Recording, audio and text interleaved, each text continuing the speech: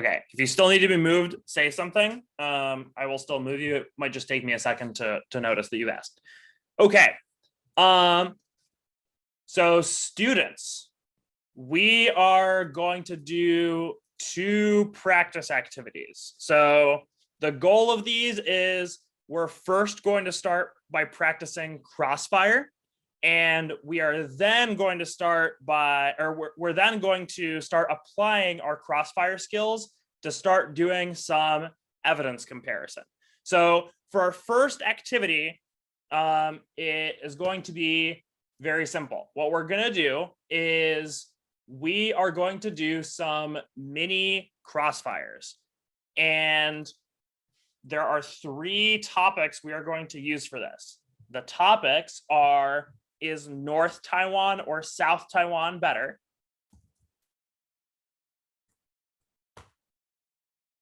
Are mountains better or beaches better? And is soccer a better sport or basketball? So these are the 3 topics. The way this will work is, so I'll give everyone a couple of minutes to pick. You can pick whichever topic you would like and whichever side you would like. And you should jot down just a couple of sentences, just a very, very short statement for why you think your side is true. And when we're sharing, I'm going to have a couple of groups go together, and then we'll split up into groups to do a few rounds of this on our own. And you're going to read your little statement for about 30 seconds or so, and then we will do a 90-second crossfire about these issues. Does that make sense to everyone?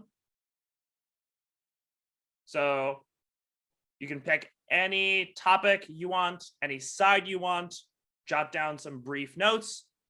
You'll give a 30-second statement, and then your opponent will give a 30-second statement, and then we'll do a 90-second crossfire. So you all can start thinking about that.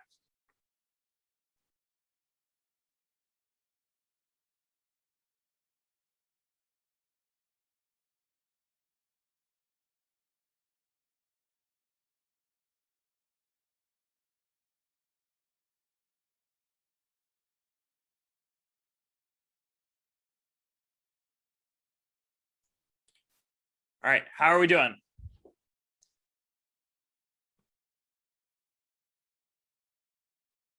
Give me a Zoom react if you need more time.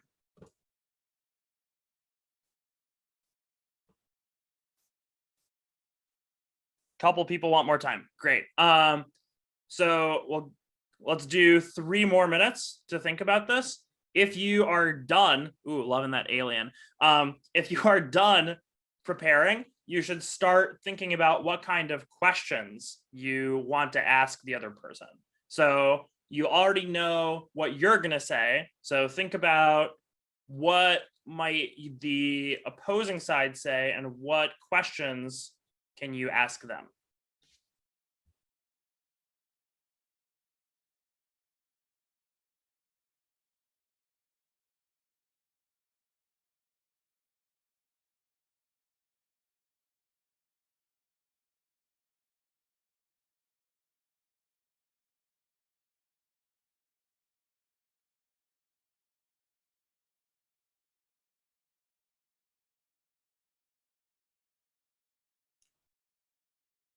All right, if you're not quite ready yet, that's okay. But I think a couple of people should be approaching being done, hopefully. Does someone want to volunteer to go first?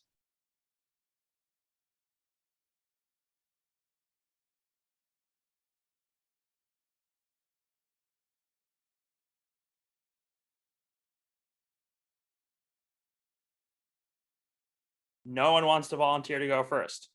Does everyone wants more time?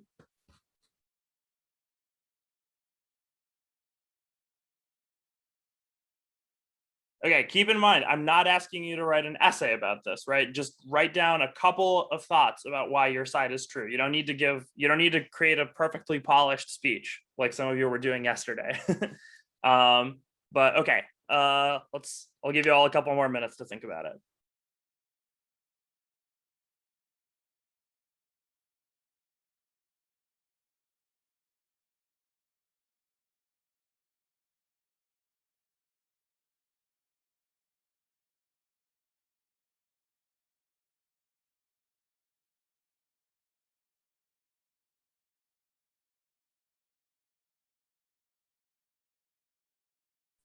Yes, question. I just thought that I would like to share my thoughts. Oh, perfect. Which topic did you do? Beaches versus mountains. And which side did you take? Beaches. You said beaches. Okay. Yeah. Do we have a mountains person? Does anyone in here like mountains?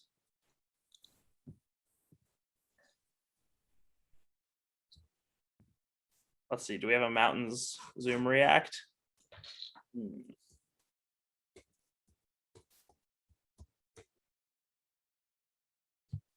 Yes, we do. We have Mount Fuji. Come on, anyone want to defend mountains?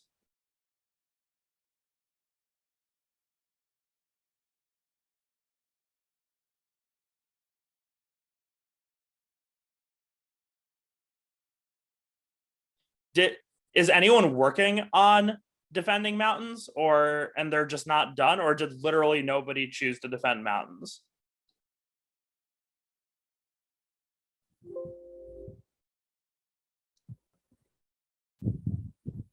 Okay, if you're defending mountains, give me a react. I'm not going to make you talk yet, but I'm just curious.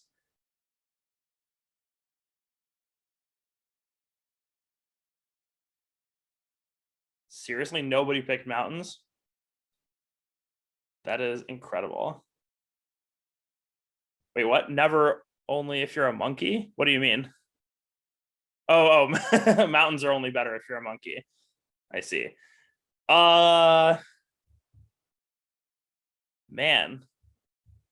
Bunch of mountain haters.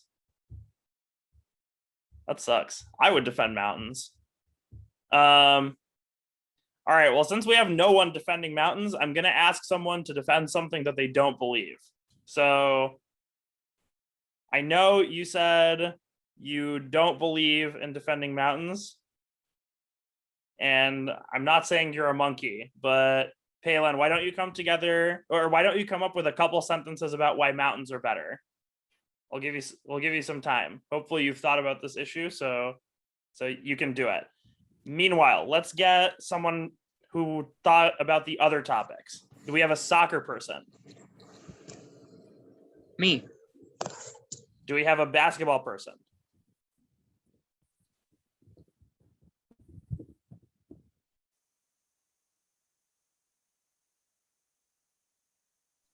Me. I'm a basketball person. Okay. All right. So we have our two contenders. So William, you want to give your brief explanation of why soccer is better? Sure. Okay. Right now? Mm-hmm. Okay. Soccer is easier to navigate because the main muscle group used is your leg, and you train your legs every day. In order to walk, your legs have to support your whole body weight. On the other hand, most of the people have a weaker upper body. Therefore, you're allowed to train less and have more fun, and you gain more a better sense of accomplishment since you didn't put a lot of work in order to gain that fulfillment. Okay. Let's hear it for basketball. Basketball are better because that in basketball games we both use our foot and our legs, and we also dribble the ball. And the defenders in basketball is we have is more tough than soccer. So because of this, basketball players usually have stronger muscle than soccer players due to the, and also soccer players in Taiwan are really rare. So we can see that basketball in Taiwan is more popular than soccer. So this is why basketball is better. Okay. All right. Now we're going to do a 90-second crossfire. I will start the timer whenever you all start talking. And I will let you know when you're out of time. Okay. Can I go first? Yeah, please. Thanks. Why did you say basketball player has a better physical health than soccer player? Because in basketball games, the defenders are more tough than the suckers. We have more physical touch, and so which makes that we need stronger muscles to make these touches more sorry, let me take it again. Because of that, because of basketball is tougher tougher defend than soccer. So because of this, basketball player needs better body strength than soccer to get rid of the defense. Yeah. Soccer can get really intense too, and I don't believe that Ronaldo has a weaker physical condition than most of the basketball player. But are you aware that you just said that people usually have weaker bodies, weaker upper bodies than the downer bodies? So because of this, you said basketball needs to be balanced up and down. So When I said, are you aware of this? You just said it. Time's up. Okay, that crossfire was really good. I think those questions were quite good, and the answers that you gave were awesome. I have 2 suggestions. So my first suggestion is about the structure of the crossfire, right? So remember, it's important that we take turns asking and answering questions. Here we just had William asking 2 questions in a row. Now, William, you obviously want to get in your Ronaldo example because it's a very good point. So the way that I would do that is I would try to ask this entire question at once. So you broke it up into 2 questions. You said, your first question was, why did you argue that basketball players are more fit? And then you said, but what about Ronaldo, right? Instead, you could ask it all at once. You could say, Ronaldo plays soccer and he is very fit. Why do you think that basketball players are on average more fit than Ronaldo, right? That gets both of your ideas out at once and means you only have to ask one question, so that when you get an answer, you can let the other person ask their question and you've already made your entire point. So that's my suggestion for you. I thought the answers were fantastic, but the one thing that I think it's important to work on is, so your grammar and your speaking is awesome, but I feel like you're a little bit not confident about your speaking, and you think that you're going to make a mistake, and maybe you're worried about that. I want to reassure you that not only do you sound great and it makes perfect sense what you're saying, but everyone in here should not worry that much about whether you make a grammar mistake or you say the wrong word. The only thing that matters is that the judge can understand your point. If you communicate your point well, it doesn't matter if you make a grammar mistake. People can make lots of grammar mistakes and still be understood by those who are listening to them. Does that make sense? Yep, thanks.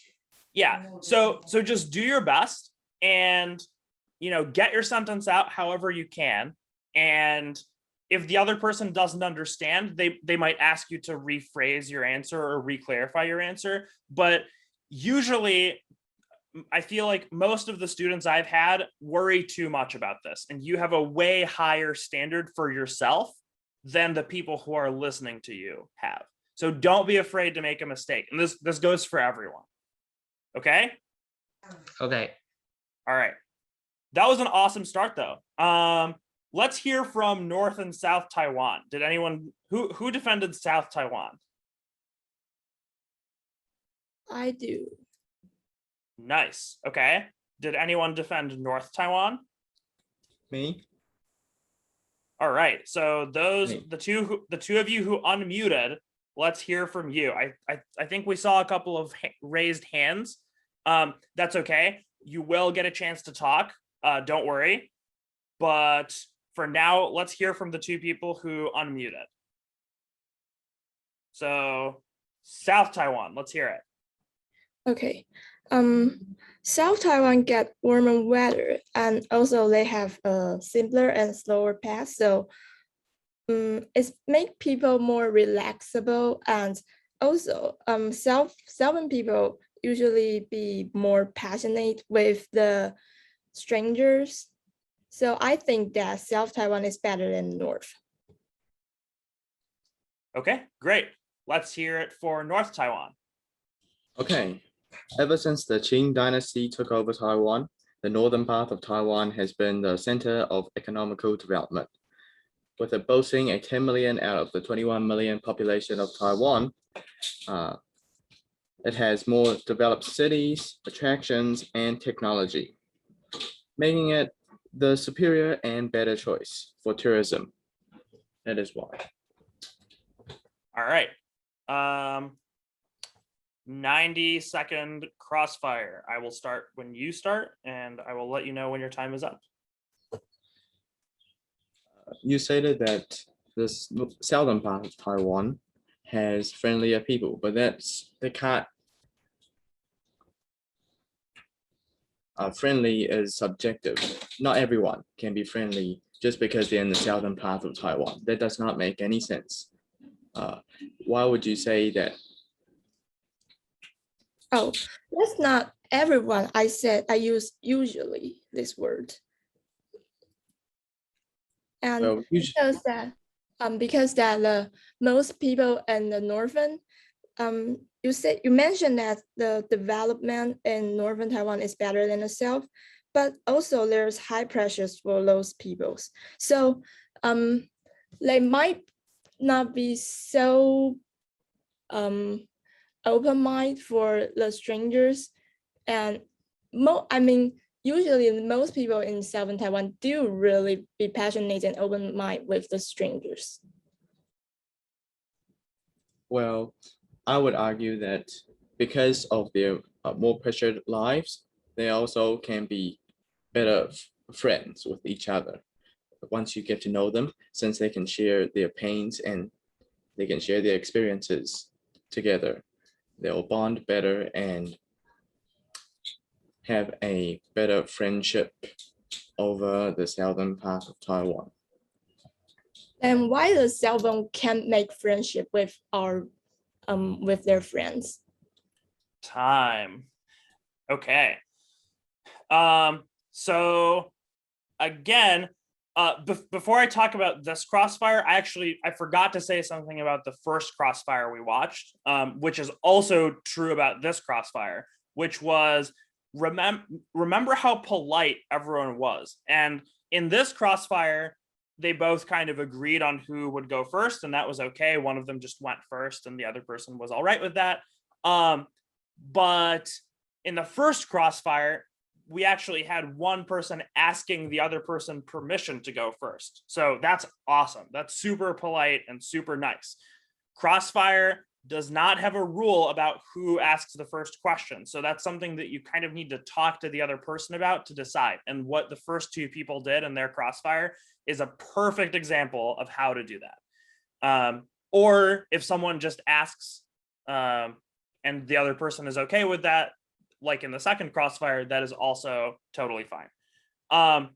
Great questions, great answers, and most importantly, great confidence. So there were a couple of places where both sides made grammar mistakes, but it's totally okay. I'm sure all of you could follow what they were talking about. You were following the points they were making. It didn't hurt their communication at all. So that's an awesome example of how to be confident as you're talking, and focusing on getting your point heard instead of on the grammar of what you're saying. So really, really good. The one suggestion I have is, again, about the structure. So we had a couple of questions asked in a row again. I think towards the end, we were maybe about to switch. It sounded like you started asking a question, but we didn't get a chance to answer it. So we want to make sure that we are switching our questioner and our answer. So after that first question where you asked how can you say that everyone in the South is friendly?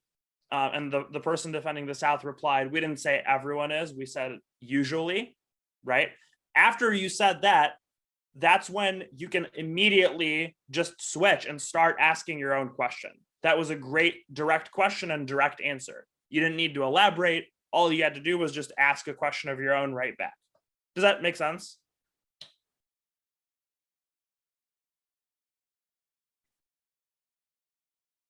Okay. This is really important. So taking turns, this is key. It's how Crossfire is built. So it's really important that we do that when we practice. Okay, I want to hear one more. So, does anyone else want to volunteer? I told Palin, I told you to put together some thoughts about why mountains are better than beaches. Would you be willing to do that right now with the other person who volunteered?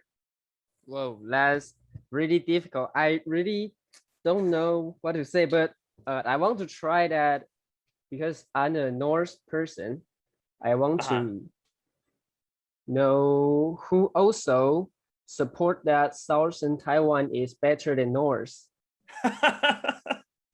All right, I'll make you a deal. We'll if you are willing to defend mountains, we'll do a quick poll to see who thinks that the South is better than the North. Does that sound good?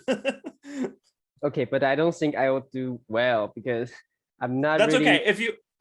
That's totally fine. Sometimes in debate, you're gonna have to defend things that you think are wrong, and that's totally okay. All I'm asking is you do your best so we can get some practice. Okay. All right. Then awesome. Thank you very much. I forgot who volunteered with beaches earlier. Me. All right. Let's hear. Lady first. Let's hear. Yeah, sure. Lady first. Okay. So first of all, beaches are relaxing and fun and romantic. And second, you don't need to climb a slope in order to get to a beach, unlike mountains. Also, there aren't many bugs at beaches, and beaches are safer than mountains. There aren't any wild animals, and you don't need to worry about falling down a mountain or landslides. Last, you can do more activities at beaches, either on the beach or in the water. While in the mountains, there are a limited amount of things that you could do. Therefore, beaches are better than mountains. All right, let's hear it from mountains. Okay.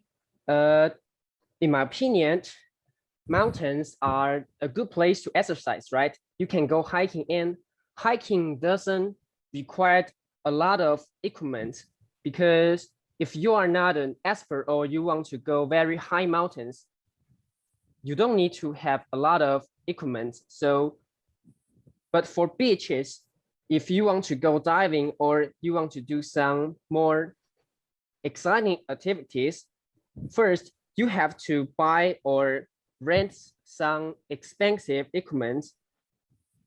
And second, I don't think so. I don't agree that do some activities in oceans is safer than in mountains, because oceans are also dangerous, and I think oceans also include a lot of wild animals, and you can control. Yeah, you can control that they won't attack you, just like you can control monkeys or some animals attack you in mountains. And that's my opinion. Thank you. All right. Very, very nice for both sides.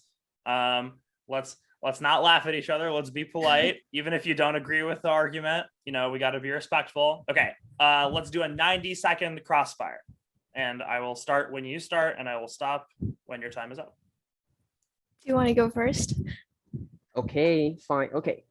My first question is that how do you I'm sorry. It's okay. You mentioned that ocean is safer than in mountains, right? Yeah.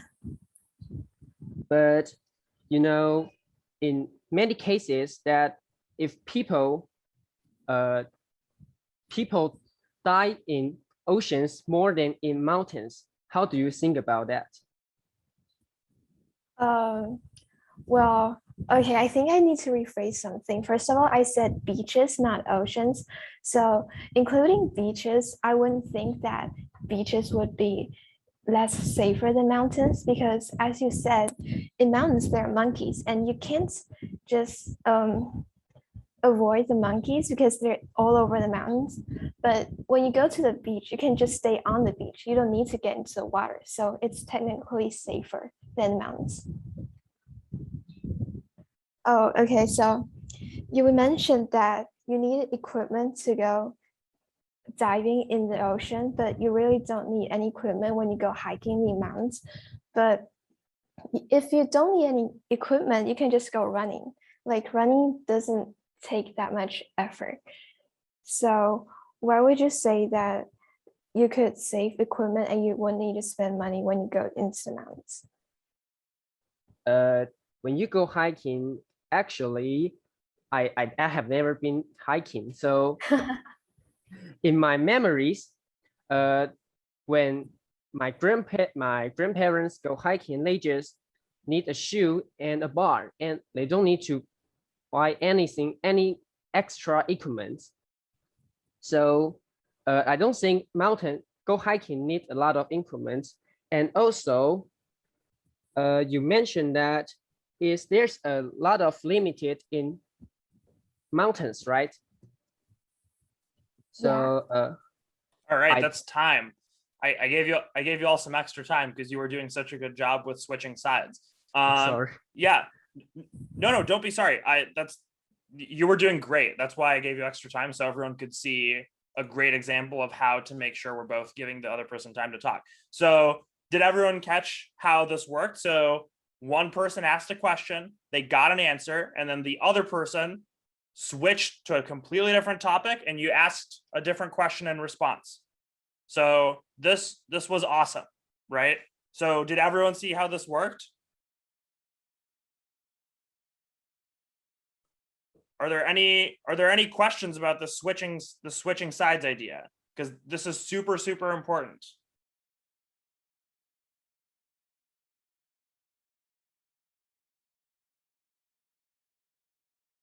Okay. All right. A deal is a deal. So if you think South Taiwan is better than North Taiwan, give me a Zoom react.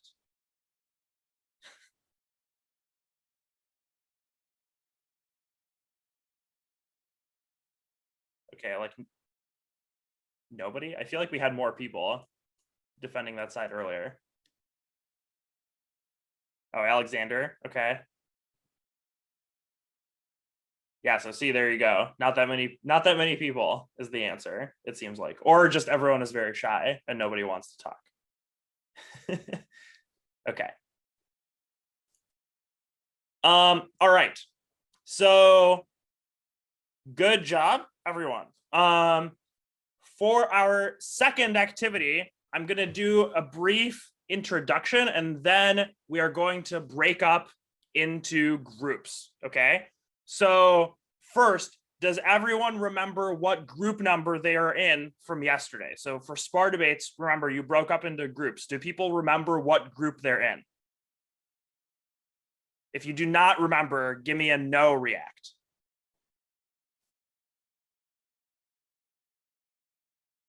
Okay, I do not see any no react, so it looks like everybody remembers what group they're in, which is awesome.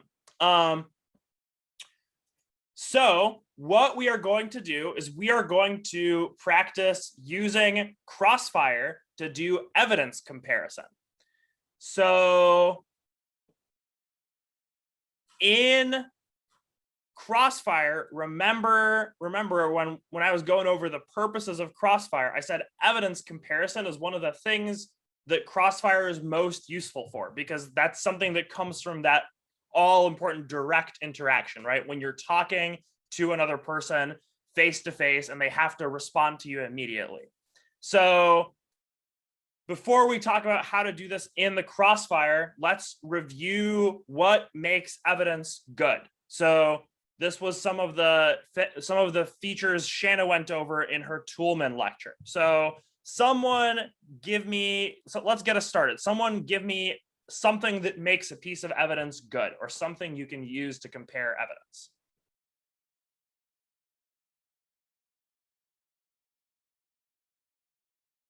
Oh, William says, wait again. What do you? Oh, What are you I asking just about? missed the vote. It's fine. One person voted for South, I think. And nobody else voted. So either we're being very shy or South Taiwan is very unpopular. Sad. I don't know why. I like South Taiwan a lot. When I visited, I liked it a lot. Okay, so we've got two ideas. So examples might make a piece of evidence good. And I'll actually take a step back and make that even broader. So not just examples, but data, right? So if a piece of evidence is using data, whether that's examples or a large study with lots of data, that will be better than a piece of evidence with no examples and no data. Good. Less bias, sure. So bias is when a piece of evidence, remember, has a certain perspective or a skew to how they are looking at the issue, right? So if a piece of evidence is biased, maybe if the author is, has some self-interest in the argument they're making, maybe they are going to make money based on whether people buy their argument, maybe they work in the industry, maybe they're a lobbyist, right? So all of those are examples of bias that can affect how we are, they can affect how credible or how good the evidence is. Nice. What else?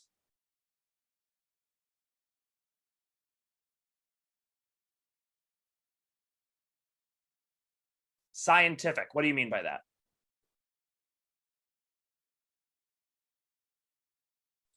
I mean they use scientific ways to research or to have those data. Okay, so there are certain standards that are required for a scientific article, right? So maybe there's a bunch of different things that could be examples of that. So one example is, does the study have a control group? So did the study just look at one group of people, or did they compare two groups of people, where comparing two groups is better than just looking at one group, right? Or did the researcher include all of the data, or did they just pick the data that supports their argument the most? These are standards for scientific research and scientific writing, where if the evidence meets them, that's a good thing. Is the author an expert in the field? For sure. And I would say more than that, even if you have two authors that are experts, one could be more qualified than another, right? There are different levels of experts. So, maybe, since I've done some research about social media for our starter evidence packet, you would trust me to say something about social media more than a random person off the street, but you would definitely trust me much less than someone who actually studies this area as a career and who is an academic who focuses on this, right? So there can be multiple levels of credibility and knowledge that are not just, are they an expert or not? For sure. Where did the evidence come from and when it went out? Yes, great. Both of those are awesome suggestions. So where did the evidence come from? So this means what kind of source is it? Is it a news website where the information was checked by an editor? Is it a blog where it was checked by no one? Is it a scientific paper where it went through the peer review process and was looked at by an editor? So there were multiple sets of eyes checking to see if that information was good. Really, really nice. Okay, and when it went out is also important. If something changed since we saw the piece of evidence, right, then recent evidence might be more helpful or more accurate or more reliable than evidence that is not recent. Nice, great ideas. Any others?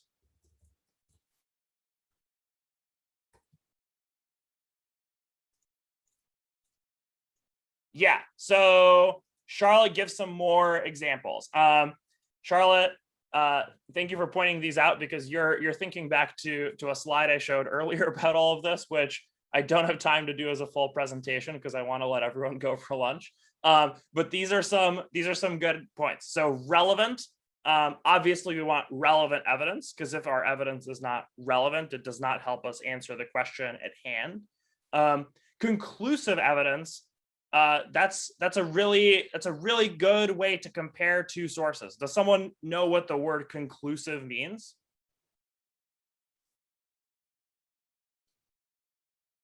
Or can anyone take a guess, maybe? If not, it's okay.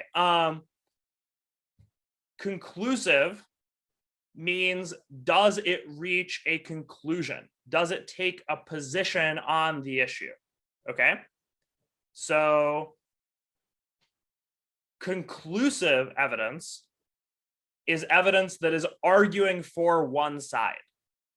Non-conclusive evidence might be presenting some arguments for both sides, but it doesn't come down and say which side it thinks is better.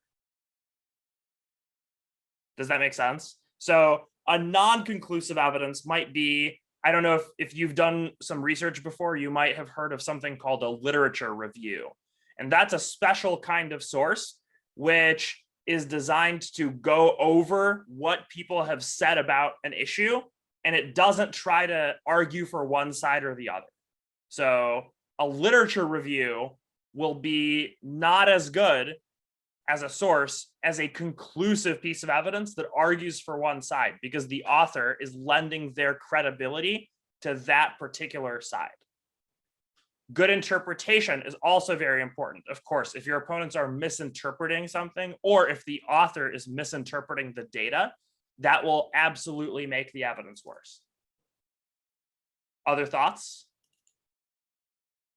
These are all really good.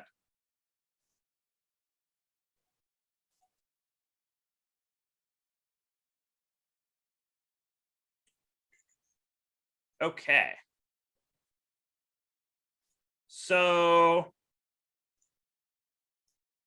these are all really good. So what I want everyone to do is, I just sent a link to the Google Drive. And inside this document that you can reach through this link, there are 6 pieces of evidence which disagree about different ideas that relate to the democracy topic that we talked about.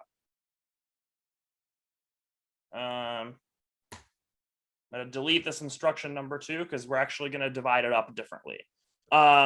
So here is what I want to happen. All right, everyone pay attention. If you are in group 1, you are defending comparison number 1, evidence A.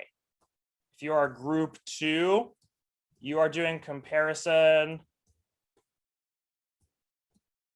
1, evidence B.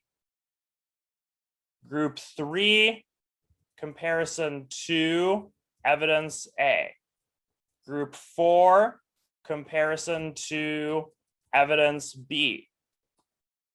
Group 5, comparison 3, evidence A. Group 6, comparison 3, evidence B. Group 7, comparison 1, evidence A. And group 8, comparison 1, evidence B. Okay?